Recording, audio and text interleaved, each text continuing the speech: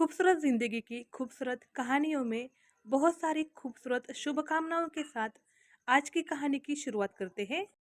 आज की कहानी बहुत ही खूबसूरत होने वाली है। बहुत ही खूबसूरत शख्स से मैं आज आपको मिलवाने जा रही हूँ, जो कि एक डॉक्टर है। बेचारे जन्म से ही देख नहीं सकते, इनकी जन्म से ही आंखें नहीं है, लेकिन फिर भी इन्होंने अपनी ज़िंदगी को इतना खूबसूरत बनाया है कि पूछो मत। इनकी तरफ देखकर कोई ये नहीं कह सकता कि इनकी आंखें नहीं है। अगर इन्होंने सच में काला गॉगल लगा लिया, तो यह जानना काफ़ी मुश्किल होता है कि सच में इनकी आंखें नहीं है। डॉक्टर रवि शर्मा, हमारे यहाँ पर तो इनकी पहचान इनका नाम ही है। बस आप बस स्टैंड पर खड़े रह जाओ और यह नाम बोलो, आपको सीधा उनके क्लिनिक में पहुँचाया जाएगा। इनके पते पर तो हम पहुँच गए, चलिए अब इनसे मिलते हैं। बहुत ही शानदार पर्सनालिटी के मालिक है रवि शर्मा। आंखों की तरफ बिल्कुल भी मत देखिए। इनकी बातें सुनकर ही आपको लगेगा कि इन्हें आंखों की कोई ज़रूरत ही नहीं है। चलिए अब मेन टॉपिक पर आते हैं कि इन्होंने अपनी ज़िंदगी को इतना खूबसूरत कैसे बनाया, वह भी आंखें ना होते हुए भी। रवि जी का जन्म एक छोटे से गांव में हुआ। जैसे ही जन्म हुआ, वैसे ही दुनिया देखने की क्षमता इन्हें भगवान ने नहीं दी। इस बात पर माँ बाप काफ़ी दुखी हुए। हमारा बेटा दुनिया में तो आया है, लेकिन दुनिया देख नहीं पाएगा। यह सदमा माँ बाप के लिए काफ़ी गहरा होता है। जो माँ बाप होते हैं, उन्हें ये बात पता चलती है कि ऐसा होना कितना भयानक होता है। आजकल तो ट्रीटमेंट वगैरह है, तो जल्दी से पता चल जाता है कि आपके बच्चे में क्या प्रॉब्लम है। लेकिन आज से कुछ साल पहले सोनोग्राफी वगैरह की ट्रीटमेंट नहीं थी, तो जैसे बच्चे जन्मते थे, वैसे ही बच्चे माँ बाप को उम्र भर तक संभालने पड़ते थे। उन्हें अच्छी शिक्षा और अच्छी सहूलियत भी देनी पड़ती थी। यानी स्ट्रगल आज के ज़माने में जितना है, उससे कई ज़्यादा था। अब इनकी उम्र जो है, वो लगभग 50 साल के करीब है। और आज भी इनके माता पिता इनका बहुत ज़्यादा साथ निभाते हैं। हर कदम पर अपने बेटे को आगे बढ़ने के लिए प्रेरित करते हैं। रवि जी की शिक्षा का सफर भी आसान नहीं था, बहुत सारी कठिनाइयाँ थी। सबसे बड़ी बात तो यह थी कि ये देख नहीं सकते थे, तो स्कूल जाना आना एक बहुत बड़ी दिक्कत थी। लेकिन इनके पिताजी इनको हर रोज स्कूल में छोड़ आया करते थे और वापस लेकर भी आया करते थे। रवि जी को गांव के स्कूल में पढ़ने के लिए दिक्कत होती थी। उन्हें तो ब्रेल लिपि पढ़नी थी, जो खास करके अंध व्यक्ति के लिए बनाई गई है। इस बात को समझते हुए इनके पिताजी ने इनका एडमिशन एक हॉस्टल में करवाया, जो कि शहर में था। इनके पिताजी खुद 2-3 दिन अपने बेटे के साथ शहर में उस हॉस्टल में आकर रुके।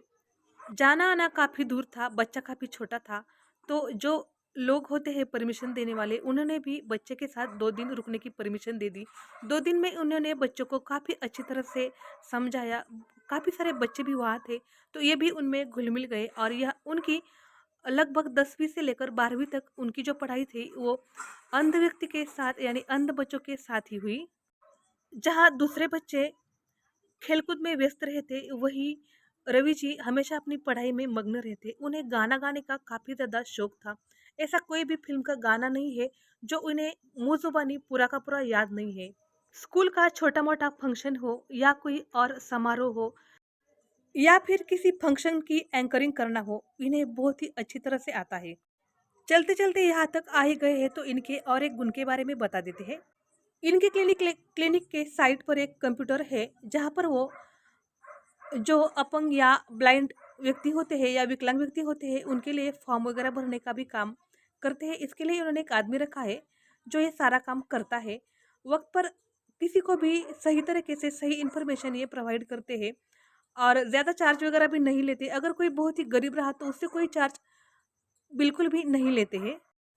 और एक छोटी सी लेकिन बड़ी बात, शादी के दिनों में यह पंडित जी का काम करते हैं और काफ़ी ज़्यादा पैसा भी कमाते हैं और नाम भी कमाते हैं। अब आते हैं इनकी ज़िंदगी के सबसे महत्वपूर्ण और इंटरेस्टिंग पॉइंट पर कि जनाब डॉक्टर कैसे बने। अक्सर हम देखते हैं कि लोग पहले डॉक्टर बनने के लिए शादी वगैरह सब कुछ छोड़ देते हैं, पहले अपनी शिक्षा पूरी करते हैं और फिर डॉक्टर बनने के बाद शादी वगैरह करते हैं। लेकिन इनके साथ ऐसा कुछ हुआ नहीं है। ये इन्होंने पहले शादी की है, इनके पहले 2 बच्चे हुए हैं और बाद में ये डॉक्टर बने हैं। इनका मानना यह है कि जितनी ज़्यादा ज़िंदगी में उथल-पुथल उतनी ज़्यादा सक्सेस। इनके माँ-बाप काफ़ी गरीब परिवार से थे। इनके 2 बड़े भाई हैं, जिनकी शादी वगैरह हो चुकी थी। हर माँ बाप को यही लगता है कि हमारे सामने हमारे बेटे की जो ज़िंदगी है वो सेट हो जाए। इसीलिए इनकी जब 12वीं वगैरह की पढ़ाई हो गई और इन्हें कुछ बाकी की जो चीज़ें मैंने आपको बताई वो गुण इनके अंदर डेवलप होने लगे, थोड़ी-सी इनकी अर्निंग होने लगी, तभी इनके माता-पिता ने एक अच्छी-सी लड़की देखकर इनकी शादी करवाई। लड़की काफ़ी अच्छी थी, माता-पिता भी अच्छे थे, यह भी खुद स्वभाव से काफ़ी अच्छे थे, इसलिए इनकी गृहस्थी काफ़ी अच्छी तरह से चलती रही। शादी के 1-2 साल बाद इनके यहाँ पर पहली बार लक्ष्मी आई, जिसका नाम इन्होंने साधना रखा। साधना एक बहुत ही अच्छी और सुशील कन्या है। गाँव में कुछ लोग अच्छे होते हैं तो कुछ लोग बहुत ही बुरे होते हैं। इनकी अच्छी भली गृहस्थी किसी से देखी नहीं गई। एक अंधे के साथ अपनी पूरी ज़िंदगी बिताओगी क्या? ऐसा-वैसा वो इनकी वाइफ़ को कहने लगे। इनकी वाइफ़ ज़्यादा पढ़ी-लिखी नहीं थी और बहुत छोटी उम्र में उनकी शादी हो गई थी, इसीलिए दुनियादारी की ज़्यादा समझ भी नहीं थी। लोग उनको बहकाते गए और वह खुद भी बहकती गई। जब यह बात रवि जी को और उनके परिवार को पता चली, तब उन्होंने उसे भी ज़्यादा परेशान न करते हुए और अपनी ज़िंदगी को भी ज़्यादा ना उलझाते हुए उसे डिवोर्स दे दिया। जिस दिन वो डिवोर्स को गए थे, उस दिन बहुत तेज़ बारिश हो रही थी। एक ही छाते में 2 जन गए थे, मैंने उन्हें अच्छी तरह से देखा था। मुझे यह देखकर काफ़ी अजीब लगा कि ये आज अपनी ज़िंदगी का इतना बड़ा बड़ा फैसला करने जा रहे हैं, वो भी बहुत ही शांति से। ज़िंदगी में अचानक से ऐसा कुछ होता है तो इंसान बहुत टूट जाता है और बहुत ही ज़्यादा बिखर भी जाता है, लेकिन इन्होंने अपने आप को सँभाला। अपनी बेटी को इन्होंने अपने पास ही रखा। पूरे सम्मान के साथ अपनी वाइफ को भी अपनी ज़िंदगी से विदा किया। जब यह गाँव में रहते थे तब इनकी पत्नी भाग गई, ऐसा गाँव वाले कहते थे। इन्हें इस बात से बहुत ज़्यादा तकलीफ होती थी।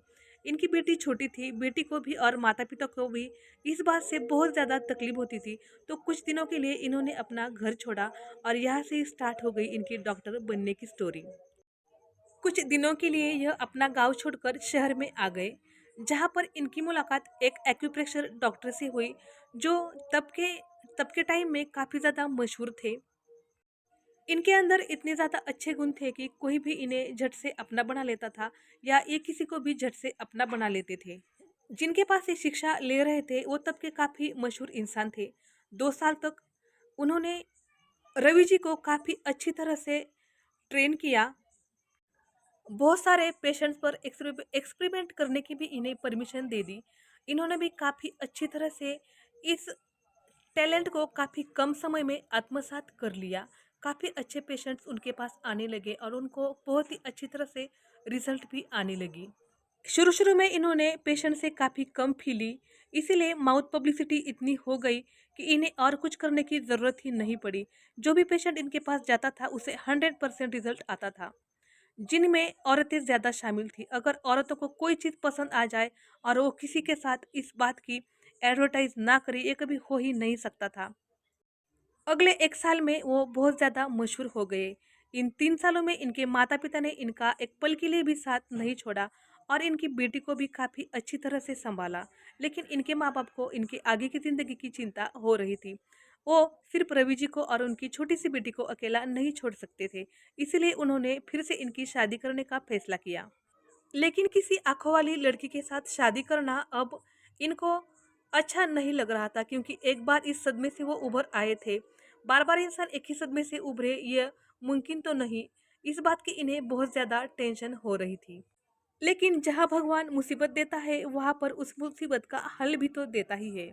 जिन डॉक्टर साहब ने इन्हें एक्यूप्रेशर की पूरी थेरेपी सिखाई थी या पूरा ज्ञान दिया था, उनके बहन की एक बेटी थी जो कि अंधी थी, जन्म से ही देख नहीं पाती थी। शायद दोनों को भगवान ने इसीलिए बनाया था। एक दिन अच्छा सा मुहूर्त देखकर इन दोनों की शादी करा दी गई। अगले 6 महीने तक वो जहाँ पर उन्होंने डॉक्टरी की शिक्षा वगैरह ली थी वहीं पर रुके, लेकिन इनका मन वहाँ पर ज़्यादा नहीं लगा और अब वह उनका ससुराल बन चुका था, तो ससुराल में रहना इन्हें पसंद भी नहीं था, इसलिए फिर से वो अपने गांव में आ गए। आज भी इनकी फैमिली गांव में ही रहती है, लेकिन इनका क्लिनिक जो है वो सिटी में है। वो अप डाउन करते हैं, यानी हर रोज़ गांव जाते हैं और सुबह को क्लिनिक के लिए चले आते हैं।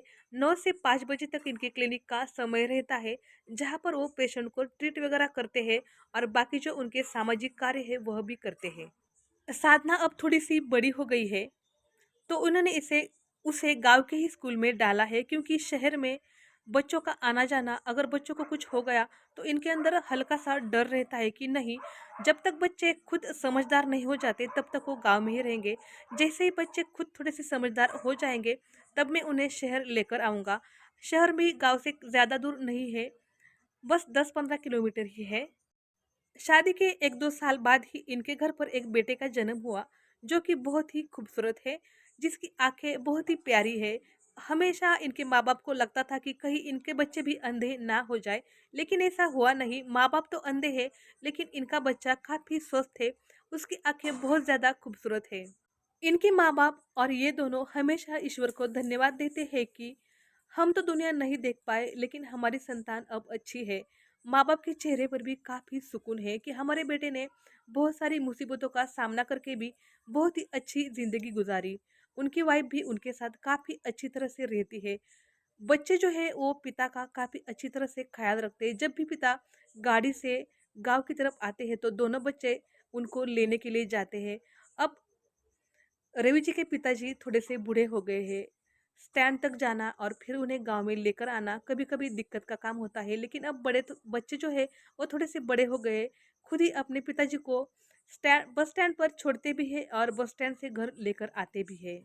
जिनकी जिनकी भी शादी में यह पंडित जी का काम करते हैं उनकी शादियाँ काफी सक्सेसफुल रहती है। मेरी शादी के वक्त भी यही पंडित जी थे। आज मैं भी अपनी गृहस्थी में काफी खुश हूँ। जैसा एक्सपीरियंस मुझे मिला है वैसा ही बाकी को भी मिला है, इसलिए इनके पास हर संडे को कोई ना कोई शादी का नेता होता ही है। संडे को इनका क्लिनिक बंद रहता है और ये किसी के शादी में उनको नए जिंदगी की बधाई देते हुए नजर आते हैं। इस तरह से बिना आंखों के भी जिंदगी को खूबसूरत बनाया जा सकता है। हम कोशिश करें तो जिंदगी बहुत बहुत बहुत खूबसूरत बन जाती है, लेकिन हमें कोशिशें करना नहीं छोड़ना चाहिए।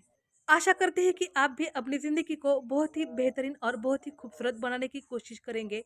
इसी शुभकामनाओं के साथ आज की कहानी को यहीं पर ख़त्म करते हैं। मिलते हैं अगली कहानी में। सभी भाई बहनों और दोस्तों से एक ही विनती है, अगर आप चैनल पर नए हैं तो कृपया चैनल को सब्सक्राइब करें और ऐसी ही अच्छी अच्छी और खूबसूरत रियल कहानियाँ सुनकर अपनी ज़िंदगी में थोड़ी सी खूबसूरती की बारिश करें, क्योंकि अभी गर्मी आने वाली है, बारिश की ज़रूरत तो लगेगी ही। तो चलिए मिलते हैं अगली कहानी में, तब तक के लिए आप सभी को खूबसूरत ज़िंदगी की बहुत सारी खूबसूरत शुभकामनाएं। धन्यवाद।